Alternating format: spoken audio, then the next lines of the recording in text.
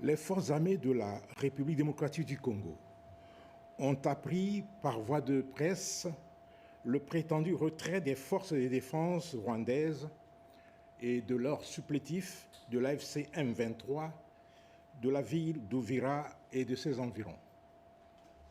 Cette diversion est en réalité un simple coup médiatique destiné à tromper l'opinion tant nationale qu'internationale et constitue une manœuvre visant à instrumentaliser la confiance des négociateurs américains et qataris en vue de détourner la pression internationale qui s'accentue sur l'État agresseur et ses forces d'occupation militaire. Ce prétendu retrait ne correspond nullement à l'épreuve des réalités sur le terrain et atteste de la mauvaise foi flagrante du Rwanda dans le respect de ses engagements en vertu de l'accord de paix de Washington. Les ONG de défense des droits humains, la société civile et nos populations locales ont constaté et continuent à constater que sur le terrain, le dit retrait n'est ni réel ni effectif. Raison pour laquelle les forces armées de la République démocratique du Congo viennent ici attirer l'attention de l'opinion en présentant ci-dessous des faits, actes et éléments attestant l'absence du dit retrait effectif et illustrant que les éléments AFC M23 RDF ne sont pas retournés à leur position militaire initiale, ce qui serait la conséquence logique du dit retrait. Il s'agit de présence visible et continue des combattants et unités armées du M23 AFC RDF dans Uvira et ses environs. Ceux-ci sont toujours déployés dans plusieurs quartiers de cette ville, occupant des positions stratégiques et contrôlant certains axes routiers. À Uvira Centre, beaucoup de militaires rwandais sont présents et visibles, habillés soit en tenue de la police, soit en tenue civile. D'autres même sont aperçus au port de Kalundu et à la frontière avec le Burundi, côté congolais. Maintien des barrières et postes de contrôle érigés par ces groupes armés toujours opérationnels, entravant la libre circulation des personnes et des biens dans Uvira et ses environs. Absence de relève par les forces régulières, c'est-à-dire les forces armées de la République démocratique du Congo. Aucune prise en charge effective des positions par les forces armées de la République démocratique du Congo ou par les forces de sécurité locales n'a été observée. Intimidation, menaces, extorsion, exactions, arrestations arbitraires et autres tortures contre la population d'Uvira et de ses environs perpétrées par les éléments du M23 AFC RDF attestés par divers témoignages.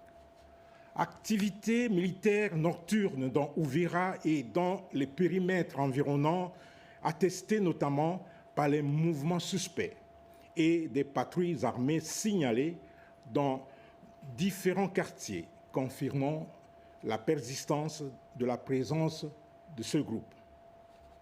La petite troupe qui s'est faite filmer a, une fois partie de la ville, pris la direction et s'est installée peu à peu dans les collines des moyens et hauts plateaux d'Uvira pour se dissimuler. Une autre partie s'est dirigée vers les hauts plateaux des Fizi pour tenter de faire jonction avec les Twirwanéo et les Red Tabara, tandis qu'une autre partie tente de contourner les positions des FARDC par les collines vers Fizi. Avant-hier, hier et même aujourd'hui, les combats ont eu lieu entre les FARDC et l'armée rwandaise au sud de Makobola, soit à plus ou moins 35 km au sud d'Uvira, sur la route de Baraka.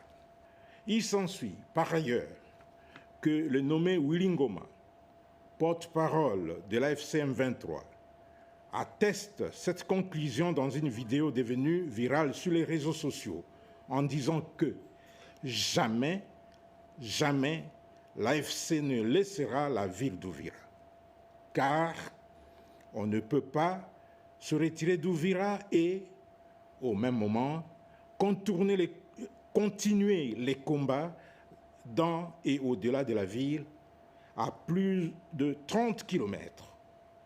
Ce refus de se retirer d'Uvira et de ses environs expose la population sous la menace directe de ces groupes armés et de leurs nombreuses exactions. Les forces armées de la République démocratique du Congo constatent que l'effet d'annonce fait partie des modes opératoires du Rwanda, habitué à des subterfuges, stratagèmes, tromperies, astuces malicieuses, manœuvres dilatoires, malveillance et surtout non-respect des engagements et de la parole donnée.